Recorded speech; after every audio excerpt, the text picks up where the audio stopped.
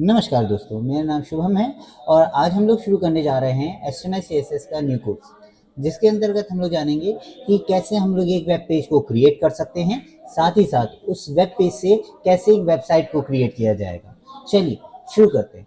एक HTML code बनाने से पहले सबसे पहले हमें जानना होगा ये HTML कोड हम लिखेंगे कहाँ। HTML कोड, चलिए, तो इस समय मेरे पास एक एडिटर है जिसका नाम है VS कोड। मैं उस पर आता हूँ, ये देखिए। तो VS कोड पे मैंने एक फाइल को ओपन कर रखा हुआ है। चलिए मैं वो फाइल को भी पहले दिखा लेता हूँ, वो फाइल क्या चीज़ है। ठीक है, ये मेरे पास एक HTML फोल्डर है जो कि मैंने सेव कर रखा है। HTML फोल्डर के अंदर मैंने एक फोल्डर बना रखा है इमेजेस का, जिसके अंदर मैंने एक इमेज को रखा हुआ है। साथ ही साथ मैं अगर दिखाऊँ आपको तो ये देखिए, मैंने एक फाइल भी क्रिएट कर रखी हुई है जिसका नाम है index.html। चलिए, ये index.html क्या है इसके बारे में जानते हैं। इसको हम लोग अपने ओपन कर लेते हैं VS कोड के ऊपर। ठीक है, तो फाइल ओपन करके फोल्डर करके हम लोग इसको जा करके देख सकते हैं। और ये देखिए, file folder open HTML and select the folder and open it. मैंने इसे ओपन कर रखा हुआ है, देखिए। अब इसके अंदर देखिए, मैंने जो जो चीज़ें थी, एक इमेजेस का फोल्डर जिसके अंदर हमारे पास एक इमेज पड़ी हुई, साथ ही साथ index.html नाम की एक फाइल पड़ी हुई।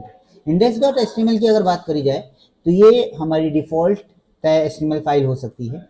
और इसके अंदर अगर बात करी जाए .html की, तो .html जो होता है हमारा एक्सटेंशन होता है। साथ ही साथ ये हमारा जो एक्सटेंशन है .html के नाम से भी हम इसे सेव कर सकते हैं। ठीक है, चलिए शुरू करते हैं। तो सबसे पहले हम लोग यहाँ पे कोड लिख रहे हैं, तो आपको ये बताना चाहूँगा कि ये यहाँ पे एक चीज़ लिखी गई है। जैसे यहाँ पे लिखा गया है डॉक टाइप HTML। ये डॉक टाइप HTML का मतलब क्या है? डॉक टाइप HTML का मतलब है कि ये कौन सा डॉक्यूमेंट है, किस तरीके का। तो डॉक टाइप HTML का मतलब है ये एक HTML डॉक्यूमेंट है। साथ ही साथ HTML lang en लिखा हुआ है। इसका मतलब क्या है? तो इसका मतलब है कि ये एक इंग्लिश लैंग्वेज में बनाया हुआ डॉक्यूमेंट है। साथ ही साथ ये HTML के अंदर दो मेन टैग्स हैं जिनके अंदर ही सारी चीजें होती हैं। पहला HTML का हेड टैग और दूसरा होता है बॉडी टैग। HTML टैग जो होते हैं उसके अंदर ही सारी चीजें लिखी जा रही होती हैं, ये चीज आपको मालूम होनी चाहिए। साथ ही साथ जो भी हमारे टैग्स हैं वो ओपन एंड क्लोजिंग टैग के साथ चल रहे होते हैं। जैसे ये देखिए, हेड टैग यहाँ पे मेरा ओपन हुआ है और ये हेड टैग मेरा क्लोज हुआ है। HTML टैग ये देखिए यहाँ पे ओपन हुआ है, साथ ही साथ यहाँ पे HTML टैग क्लोज हुआ है। ओके, बात करी जा रही है अब आगे। तो हेड टैग के अंदर के, तो हेड टैग के अंदर में हमारे पास वो टैग्स लिखे जाते हैं जिन्हें हम लोग मेटा टैग्स या लिंक्स टैग्स के नाम से भी जानते हैं। तो इसमें हम लोग कई सारे लिंक्स जोड़ेंगे, स्क्रिप्ट्स जोड़ेंगे हेड टैग के अंदर, और मेटा डेटा हम लोग यूज कर रहे होते हैं। साथ ही साथ इसके अंदर हम लोग टाइटल्स का भी यूज करते हैं। जैसे कि हम लोगों ने यहाँ पे टाइटल हमने देख रखा है, टाइटल में डॉक्यूमेंट्स वगैरह मैंने लिख लिया, तो डॉक्यूमेंट्स की जगह पे यहाँ पे हम लोग कोई और चीज भी लिख सकते हैं, जैसे कि हमारा जो भी डॉक्यूमेंट हम लोग तैयार कर रहे हैं उसकी तरीके से। ठीक है, बात करते हैं आगे हेडिंग्स के बारे में। तो हेडिंग्स क्या होती हैं उसके बारे में। तो जैसे टाइटल में मैंने स्प्रिंग्स लिख दिया है, साथ ही साथ हेडिंग्स। तो हेडिंग्स में H1 जो होती है वो हमारी सबसे हाईएस्ट प्रायोरिटी पर होती है, सबसे मतलब इंपॉर्टेंट हेडिंग होती है। वहीं पे H6 जो होती है हमारी सबसे लीस्ट हेडिंग्स होती है। ठीक है, मैं अगर बात करूं तो यहाँ पे देखिए, H1 से लेकर के H6 तक मैंने हेडिंग्स को यूज किया है, जिसको मैं आपको रन करके भी अभी दिखाऊंगा। ठीक है, यहाँ पे इसको सारी चीज़ों को मैं भी सेव करता चलूँगा और दिखाऊंगा भी।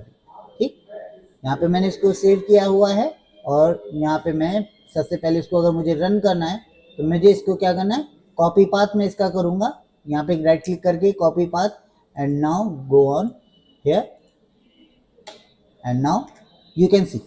अब आप देख सकते हो कि यहाँ पे स्प्रिंग्स मैंने लिखी गई हैं, और ये स्प्रिंग्स जो है ये हेडिंग्स हैं सारी। ये H1 जो है सबसे हमारी मोस्ट इंपॉर्टेंट हेडिंग है, और H6 जो है सबसे लीस्ट इंपॉर्टेंट हेडिंग है। अगर बात करी जाए SEO पर्पज से, तो हमारी हेडिंग्स जो होती हैं काफ़ी मेन इंपॉर्टेंट रोल करती हैं SEO में भी।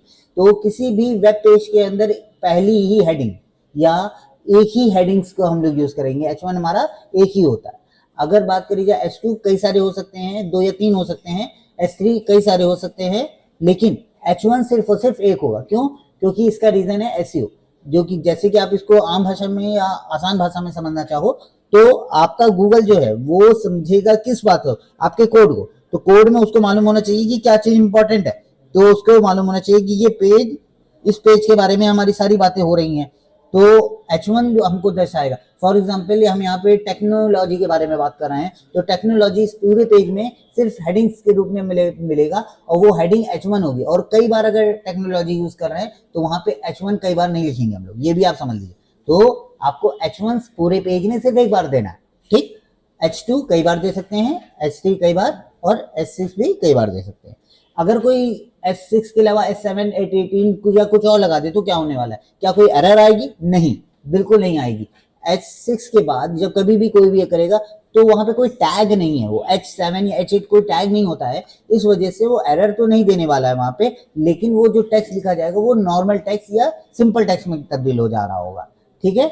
आपको जो मैंने टाइटल में चेंज करके दिखाया था वो ये रहा, ये देखिए यहाँ पे ऊपर आप देख रहे होगे, यहाँ पे जो स्पिनिक्स मैंने लिखा था टाइटल में वो यहाँ पे आपको दिखाई दे जाएगा, ठीक है।